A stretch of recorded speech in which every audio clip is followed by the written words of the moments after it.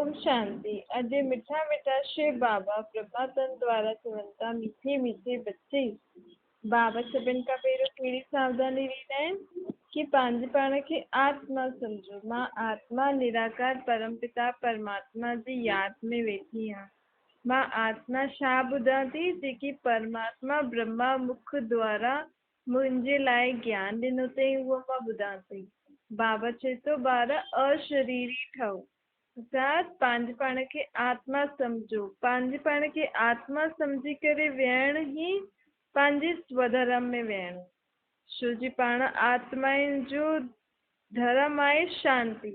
जॾहिं आत्मा पंहिंजे हिन अशरीरी स्थिति में वेंदी त हिन जो मतिलबु शांति में वेंदी न, पंहिंजे धर्म में टिकजी वेंदी। मन मना भव गीता में आहे न, मन मना भव जो अर्थ छा आहे? मामेकम यादि करो, अर्थात पंहिंजे पाण खे आत्मा सम्झी करे मुझ निराकार खे यादि करो। इहे त तव्हां ॼाणदा आहियो कि हिन समय धर्म जी ग्लानी थियल आहे न। हुन में बि मुख्य कहिड़े धर्म जी ग्लानी थियल आहे? आदि सनातन देवी देवता धर्म जी। जेको धर्म एॾो ऊच पवित्र हुयो, हिन सृष्टि जो पहिरियों धर्म जी ग्लानी थी आहे।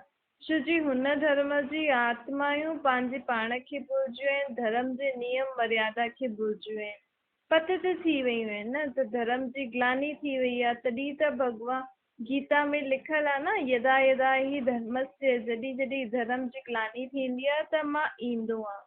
केरु मां ईंदो आहे? निराकार परमपिता परमात्मा शिव। कृष्ण जी आत्मा जे 84वें जन्म जे 60 वर्ष जी आयु खां पोइ परमात्मा हुन जे तन में अची करे वापसि सां हुन धर्म जी स्थापना कंदो आहे जंहिं धर्म जी ॾाढी ग्लानी थी आहे। बाबा चईंदा आहिनि कि भक्ति मार्ग शुरू थियो तॾहिं खां तव्हां गीता जो पाठ कंदा आया आहियो। छो जी गीता शास्त्र ई आहे सुख शांति धर्म जी स्थापन करण वारो। गीता कहिड़े धर्म जो शास्त्र आहे? सुख शांति वारे धर्म जो, पवित्र धर्म जो शास्त्र आहे। कंहिंजो? आदि सनातन देवी देवता धर्म जो। त हिन करे सभु माण्हू गीता शास्त्र पढ़ंदा आहिनि कि असां सभिनि जे जीवन में उहा सुख शांति पवित्रता अचे। लेकिन इहो न आत्माउनि खे पतो अथनि कि हिन शास्त्र सां ई देवी देवता धर्म जो स्थापना थी हुई। त शास्त्र त पढ़ंदा आहिनि परंतु तोते मुआफ़िक। गीता में बि लिखल आहे न, काम आहे शत्रु आहे। त बि दुनिया में ये विकार त आहे ई सही, पोइ गीता छो था पढ़नि? सिर्फ़ नाम मात्र तोते मुआफ़िक पढ़ंदा रहंदा आहिनि, लेकिन न त अर्थ सम्झंदा आहिनि ऐं न ई हुनखे जीवन में कर्मनि में लाहींदा आहिनि। पोइ पढ़ण जो फ़ाइदो छा? हाणे परमात्मा ब्रह्मा मुख द्वारा पाण खे सचो गीता ज्ञान ॿुधाए थो ऐं उन ई ज्ञान जे अनुसार जेकियूं आत्मायूं पंहिंजे कर्मनि में उहो ज्ञान खे लाहींदियूं, अर्थात जेको भॻवानु चए थो उहो पंहिंजे कर्मनि सां कंदियूं, उहो ई हुन देवी देवता धर्म में वञण जे लाइक़ु थींदियूं। बाक़ी कोई बि देवी देवता धर्म में न ईंदो। बाबा चवनि था जॾहिं खां द्वापर युग शुरू थियो, भक्ति मार्ग शुरू थियो, त तव्हां गीता बि अनेक बार पढ़ी अथव, मुंहिंजी पूजा बि कंदा आहियो, लेकिन मां केरु आहियां, मां अची करे छा कंदो आहे, किथे रहंदो आहे, हिन जे बारे में तव्हां न ॼाणंदा आहियो। हाणे मां आयो आहियां तव्हांखे पंहिंजी पूरी यथार्थ पहचान ॾियां थो। चवां थो मामेकम यादि करो। तव्हां वरी खां माया अर्थात विकारनि जे परछाइनि, तव्हां आत्माउनि ते विकारनि जो परछायो पढ़ियल आहे। हाणे हिन परछाइनि सां मुक्त करण लाइ मां आयो आहियां। मां ईंदो ई आहियां तव्हांखे हिन विकारनि सां जीत पाराइण लाइ। हुन जे लाइ मां तव्हांखे ॾाढो सहज उपाय ॿुधाईंदो आहियां कि मन मना भव। छो जी जॾहिं तव्हांजी आत्मा मुंहिंजी यादि में रहंदी त तव्हांजी आत्मा ते इहे विकार न अची सघंदा आहिनि। जॾहिं आत्मा निराकार जी छत्र छाया में रहंदी त आत्मा सदैव विकारनि खां बुराइनि खां मुक्त रहंदी। हिन करे बाबा चवनि था मामेकम यादि करो त हिन माया जो परछायो जेको तव्हांजे मथां अथव उहो हटी वेंदो। मां परमधाम मां ईंदो आहियां हर 50,000 साल में हिकु बार, ऐं तव्हांखे ईअं ई शिक्षा ॾींदो आहे कि मूंखे यादि करो त माया जो परछायो तव्हां जे मथां हटी वञे। कृष्ण थोरी चईंदो कि मूंखे यादि करो। कृष्ण न चई सघंदो आहे मन मना भव। छो जी कृष्ण त शरीरधारी है ना। मन मना भव जो अर्थ आहे ही पंहिंजे पाण खे आत्मा सम्झो ऐं मूंखे निराकार रूप में यादि करो। पोइ कृष्ण कीअं चईंदो? कृष्ण खे त पंहिंजो शरीर अथसि। कृष्ण चईंदो मध्याजी भव, अर्थात मूंखे कृष्णपुरी में यादि करो। मां कृष्णपुरी जो राजकुमार आहियां। त पंहिंजे पाण खे बि देव आत्मा ठाहियो मूंखे यादि करण लाइ। बाबा चवनि था सचो सचो गीता ज्ञान दाता त मां ही आहियां न।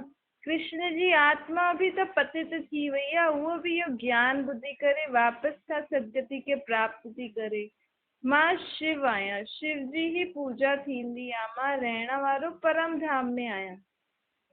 बाक़ियुनि सभिनि देवी देवताउनि जी बि पूजा थींदी आहे, लेकिन उहे सभु आत्मायूं पूज्य खां पुजारी ठहींदियूं आहिनि।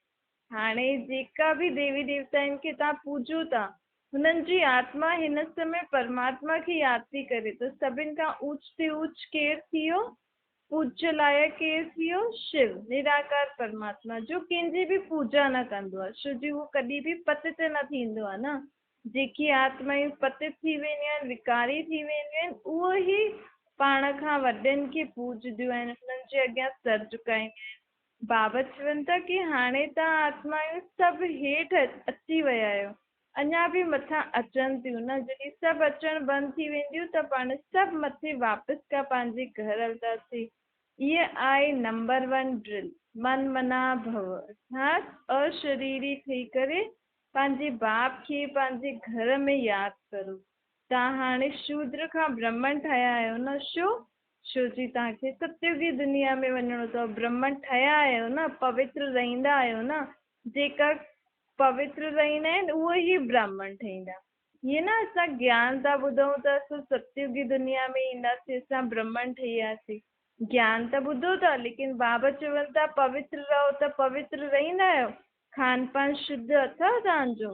लहसुन प्याज त न खाईंदा आहियो न? अहिड़ी ॻाल्हियुनि में पंहिंजे पाण खे ॾिसो। जेको बाबा चए थो खान पान, पंहिंजो व्यवहार, पंहिंजो मन जा वीचार, पंहिंजो रहन सहन शुद्ध करो। हाणे शूद्रपणनि खे, विकारी दुनिया जी रीति रस्म खे छॾो। ॾिसो विकारी दुनिया में अर्थात विकारनि जी मत ते हली करे तव्हां केॾो दुख पातियो न। केॾा दर दर धक्का खाईंदा रहंदा आहियो। हाणे मां आयो आहियां, चवां थो कि पंहिंजे पाण सां पहिरियों हाणे पंहिंजे बाप सां पवित्रता जी प्रतिज्ञा कंदव, तॾहिं त ब्राह्मण ठहींदव न। तॾहिं ई पोइ बाबा तव्हांखे देवी देवता दुनिया जे लाइ पढ़ाईंदो ऐं हुनजे दुनिया में वञण जे लाइ तव्हांखे सभु कुझु शिक्षा आदि ॾींदो, पुरुषारथ कराईंदो। न त सिर्फ़ु ॿुधंदव रहंदव, हिन सां छा फ़ाइदो? जॾहिं ॿुधो था, भॻवान खे पहचानियो अथव, त हुनजी दुनिया में हलण लाइ हुन श्रीमत ते हलो न। तो मां हर 5000 साल में अची करे तव्हां सभिनि खे वापसि वठी वञण लाइ आयो आहियां। मूंखे चईंदा बि आहिनि कि शिव परमात्मा आहे कालनि जो काल। कंहिंजो शरीर छॾण जो समय ईंदो आहे त चईंदा आहियूं काल अची वियो, अर्थात समय हुनजो, हुन आत्मा जो हुन शरीर में पूरो थी वियो। जंहिंसां बि हुननि जो हिसाब किताब हुयो हुन आत्मा जो, त हुन शरीर में अची करे हुन संबंध सां पंहिंजो हिसाब किताब पूरो कयईं। त काल अची वियो, अर्थात हुनजो समय पूरो थी वियो। हाणे त परमात्मा कालनि जो काल महाकाल सृष्टि ते आयो आहे। हिन जो मतिलबु कि विश्व जी सर्व आत्माउनि जो हाणे समय पूरो थी वियो आहे। हिकु ॿिनि जो न, हाणे सभिनि जो समय पूरो थी वियो आहे। सभिनि खे पंहिंजो पंहिंजो हिसाब किताब चुकतो करे हाणे काॾे हलिणो आहे? पंहिंजे घर परम धाम में। छो जी पंहिंजो बाप आयो आहे न वठी वञण लाइ। छो जी पाण ई त हुनखे सॾु पिया करो न, असां दुखी आहियूं, अशांत आहियूं, असां वटि अचु। हाणे कालनि जे काल महाकाल खे सॾु था करो त उहो अची करे छा कंदो? हाणे दुख सां तव्हांखे मुक्त करण लाइ रास्तो ॿुधाए थो, पर नथा मञो, पोइ वरी बि चिल्लायो था त भॻवानु छा कंदो? त भॻवान खे बि त शांति सां रहणो अथसि न मथे। द्वापर युग खां पाण भॻवान खे सॾु करे करे हुनखे बि नथा मथे वेहण ॾियूं, ऐं उहो हिन सृष्टि ते अची करे पाण खे सुख जी राह ॿुधाए थो, उहो बि नथा मञूं। त बाबा चवनि था कि हाणे हलो तव्हां सभु पंहिंजे घर। पोइ वापसि खां जॾहिं हिन दुनिया में सुख जी दुनिया ईंदी स्वर्ग जी तॾहिं अचिजो। मां आयो ई आहियां तव्हां सभिनि खे वठी वञण लाइ। कंहिंमें आयो आहियां? साधारण बूढ़े तन में। मां आहियां हिन मनुष्य सृष्टि रूपी झाड़ जो बीज। मां ही सचो सचो गीता ज्ञान तव्हांखे 5000 साल पहिरियों ॿुधायो हुयो, जंहिंसां नए धर्म नए युग जी स्थापना थी हुई। हाणे वरी खां आयो आहे उहो ई सचो सचो गीता ज्ञान ॾियण, जंहिंसां नई दुनिया नए युग नए धर्म जी स्थापना थी थिए। त बाबा चवनि था ॾिसो तव्हांजी आत्मा हिकु विकारनि जो मटको थी वई आहे। छो जी आत्मा में हाणे विकार ई विकार आहे न। त बाबा चवनि था तव्हांजी आत्मा ऐं विकारनि जो मटको थी वियो आहे। हाणे मूंखे यादि करो ऐं विकारनि रूपी मटके खे तोड़ो। पोइ छा थींदो? हिन ई आत्मा में परमात्मा जी शक्तियूं ज्ञान भरो त उहो थी वेंदो ज्ञान अमृत जो कलश। आत्मा खे कंहिंसां ख़ाली करिणो आहे?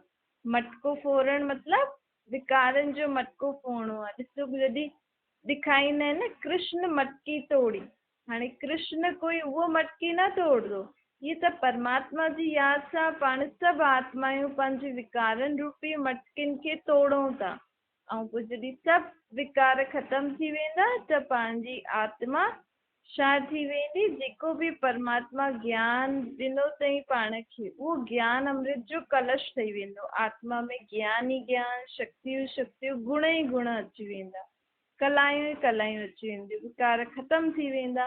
त इन जो यादगार पोइ भक्ति मार्ग में लिखियो अथई कृष्ण मटकी फोड़ी। कृष्ण थोड़ी फोड़ी, हिते कृष्ण जे शरीर जे कृष्ण जी आत्मा जे शरीर जे अंदरि परमात्मा अची करे विकारनि जी मटकी फोड़ी ऐं सभिनि आत्माउनि खे ज्ञान ॾेई हुननि जी आत्मा खे आत्मा रूपी कलश में ज्ञान अमृत भरे।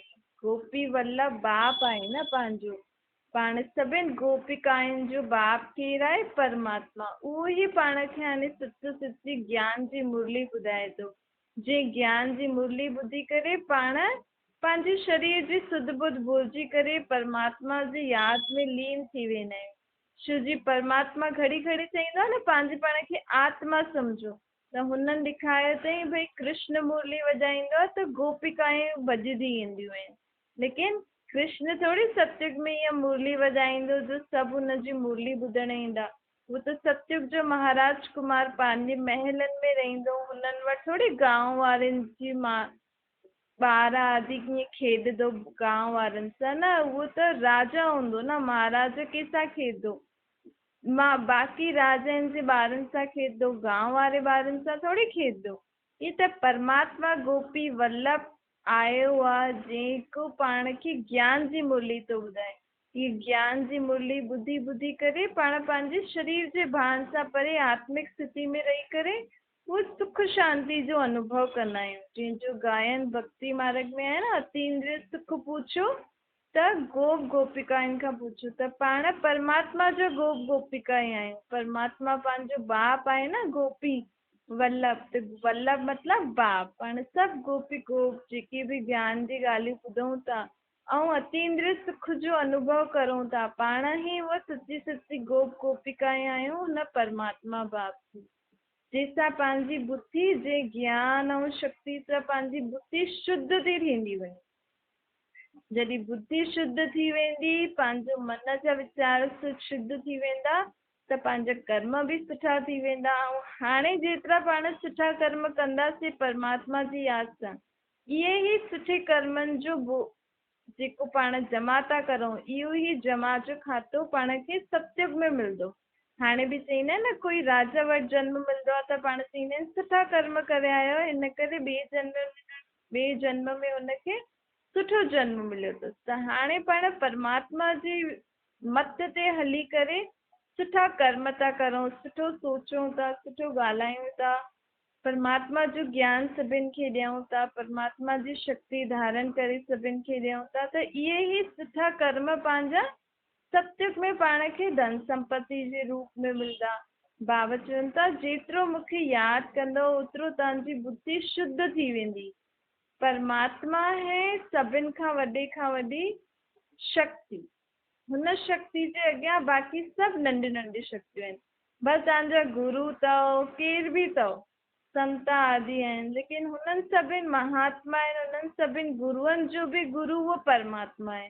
हाणे हुन परमात्मा सतगुरु सां पंहिंजो बुद्धि योग लॻायो, छो जी शास्त्रनि में बि लिखियलु आहे कि भॻवानु सभु गुरु संत साधुनि जो बि उद्धार करण वारो आहे। त उहो वॾी शक्ति तव्हांखे हाणे मिली अथव, त हुन वॾी शक्ति खे यादि करे पंहिंजे पाण खे शक्तिशाली ठाहियो, छो जी अंत में सभिनि जो उद्धार उहो ई कंदो ऐं उहो तव्हांखे पहिरियों ई मिलियो। अञा जॾहिं अंत ईंदो त सभिनि खे पतो लॻी वेंदो, लेकिन पाण केॾा भाग्यशाली आहियूं कि उहो परम शक्ति पाण खे समय खां पहिरियों मिली वई। अंत में जेका हुनखे पहचानंदा उहो थोरी अनुभव करे सघंदा, न ई उहो भॻवान जो इहो ज्ञान ॿुधी सघंदा कि सृष्टि चक्कर कीअं फिरंदो आहे, पाण आत्मा ई कीअं सतयुग में ईंदा आहियूं, सतयुग में छा छा कयोसीं, छो जी उहो त बसि परमात्मा खां मुक्ति जो वरसो वठणु ईंदियूं, मुक्ति जो वरसो वठी करे हली वेंदियूं। बाबा चवनि था जेके बि माताऊं मुंहिंजी मददगार ठहींदियूं आहिनि हिन कलयुगी दुनिया खे सतयुगी ठाहिण में, उन माताउनि जो ई हिन दुनिया में नारा लॻंदा आहिनि, वंदे मातरम जी जय।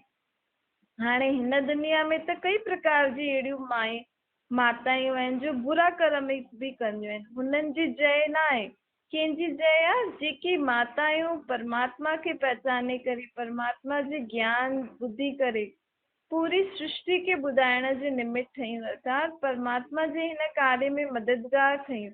हुन ई माताउनि जो यादगार जे रूप में हाणे बि हुननि जी जय जयकार थींदी आहे।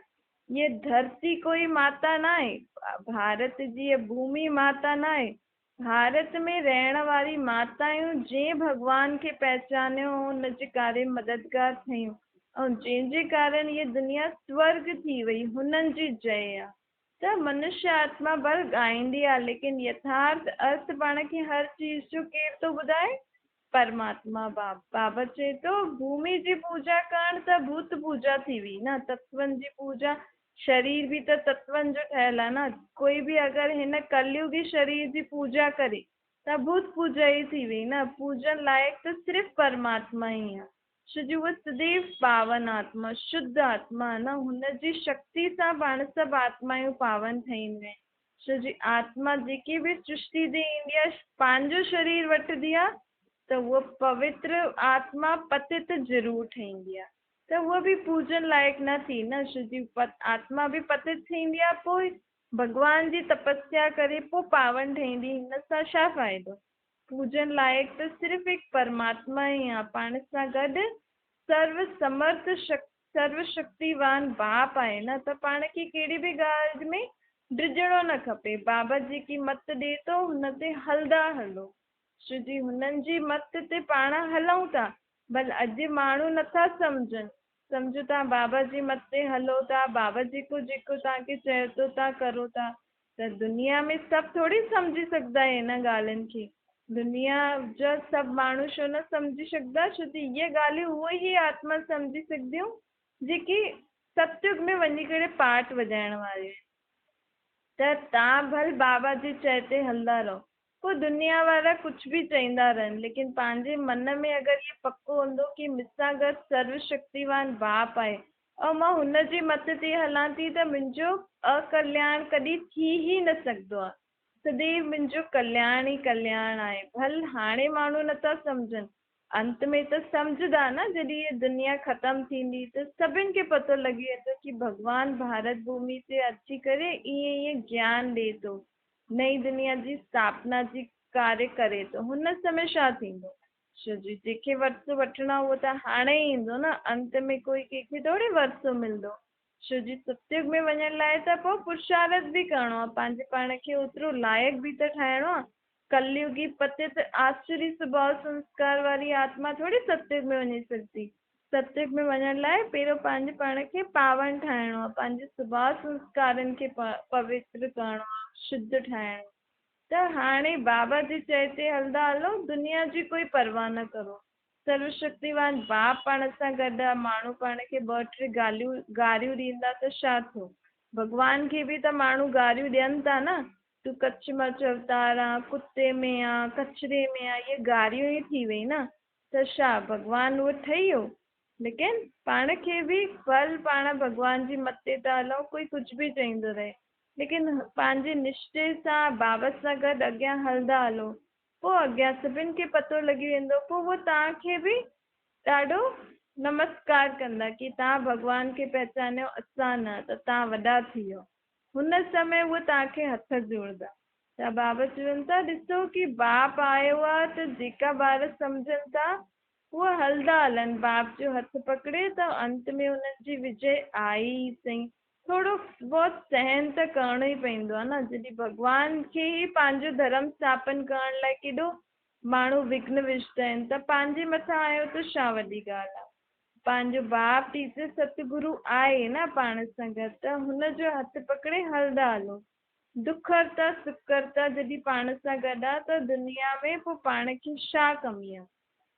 जॾहिं भॻवान ई पंहिंजो थी वियो, भॻवान ई पंहिंजो हथ पकड़े हले थो, त पाण खे ॿी कोई ॻाल्हि में न वञिणो खपे, बाबा जे मथां विश्वास करे हलणो खपे। ये भारत भूमि आहे ई परमात्मा जी जनम भूमि, तॾहिं त भारत भूमि महान सही न आहे न, परंतु माण्हुनि खे इहो थोरी पतो आहे कि भारत भूमि छो महान आहे। दुनिया में एॾा वॾा वॾा देश आहिनि, एॾी वॾियूं वॾियूं देशनि में एॾी वॾियूं वॾियूं चीजूं ठहनि थियूं, लेकिन ये सभु कलयुगी आहे। लेकिन भारत भूमि महान छो आहे? छो जो हिन ते स्वयं परमात्मा जो सर्व जो सदगति दाता आहे, उहो हिन सृष्टि ते ईंदो आहे।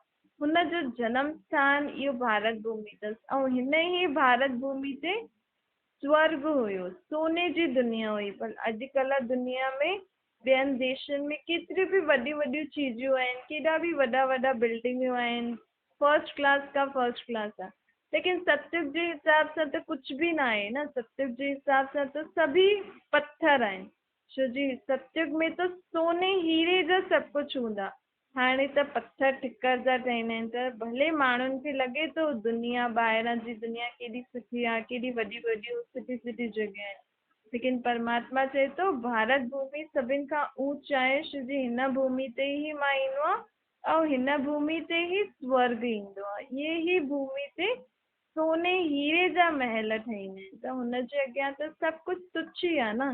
त शिव बाबा पाण आत्माउनि खे इहे सभु ॻाल्हियूं छो थो ॿुधाए, छो जो पाण सभु आत्मायूं हुन ई दुनिया जा हुयासीं, लेकिन पंहिंजे पाण खे पंहिंजी दुनिया खे भुलिजा आहियूं। हाणे उहो ई दुनिया वापसि खां स्थापन करणी आहे, त पहिरियों हुन दुनिया में वञण वारनि खे त जगाइणो पवंदो न, छो जी हुते सभु कुझु कमु त पाण खे ई करिणो आहे। भॻवान त सिर्फ़ु पाण खे सम्झ थो ॾिए कि तव्हांखे हीअं हीअं करिणो अथव, कर्मनि में त पाण खे ई लाहिणो आहे, त सिखाइणो पाण खे ई आहे। जेतिरो जेतिरो बाप खे यादि कंदा वेंदा, ओतिरो आत्मा जो बुद्धि जो तालो खुलंदो वेंदो। शिव बाबा खे ऐं वैकुंठ खे यादि कंदा रहो, कि शिव बाबा खे यादि करण सां हाणे असां सतयुगी दुनिया वैकुंठ में वञण वारा आहियूं। जॾहिं अहिड़ो सॼो ॾींहुं चिंतन कंदासीं, तॾहिं ई पाण हुन सृष्टि ते वञी सघंदासीं। ब्रह्मा द्वारा ई स्थापन करनि था न, कई माण्हू चईंदा आहिनि सृष्टि ते पहिरियों केरु आयो, पुरुष आयो या स्त्री आयो, त सृष्टि ते पहिरियों केरु हुयो? नई सृष्टि स्थापना कंहिंसां थी? ब्रह्मा द्वारा थी न। त परमात्मा जॾहिं ब्रह्मा जे तन में आयो त हुन द्वारा ई नई सृष्टि जी स्थापना कई। त पहिरियों पहिरियों हिन सृष्टि जो आदि पिता सभिनि खां पहिरियों कहिड़ो आहे? ब्रह्मा। परमात्मा ही सृष्टि जी आदि जी शुरूआत ब्रह्मा तन द्वारा ही कई न। हाणे परमात्मा ही पाण खे इहे सभु ॻाल्हियूं ॿुधाए थो, छो जी हाणे वरी खां उहा नई सृष्टि अचण वारी आहे। अच्छा मीठे मीठे सिकी लदे ॿारनि प्रति माता पिता बाप दादा जो यादि प्यार ऐं गुड मॉर्निंग। रूहानी बाप जी पण सभिनि रूहानी ॿारनि खे नमस्ते। पंहिंजी बि रूहानी माता पिता बाप दादा खे यादि प्यार गुड मॉर्निंग और नमस्ते। वरदान आहे स्व परिवर्तन ऐं विश्व परिवर्तन जी ज़िम्मेवारी जो ताजदारी जेको ठहींदा, उहो ई विश्व राज्य जे ताजदारी ठहींदा। बाबा चवनि था कि जीअं बाप जे मथां परमात्मा खां जेको बि आत्मा खे प्राप्ति थी थिए, त उहो पाण सम्झूं था, लेकिन हाणे सम्झो ऐं ख़ुदि खे बि परिवर्तन करो, विश्व खे बि परिवर्तन करण में बाबा जा मददगार ठहो, तॾहिं ई सतयुगी दुनिया में तव्हांखे ऊच पद मिलंदो। स्लोगन आहे सदा बाप दादा जी छत्र छाया जे अंदरि रहो त विघ्न विनाशक ठही वेंदो। जीवन में कई प्रकार जी ॻाल्हियूं ईंदियूं आहिनि, लेकिन हुन ॻाल्हियुनि खे बि पाण हुननि सभिनि प्रकार जी परिस्थिति ॻाल्हियुनि में बि विजय कॾहिं प्राप्त कंदासीं जॾहिं परमात्मा जी छत्र छाया जे अंदरि रहंदासीं। अच्छा, ओम शांति।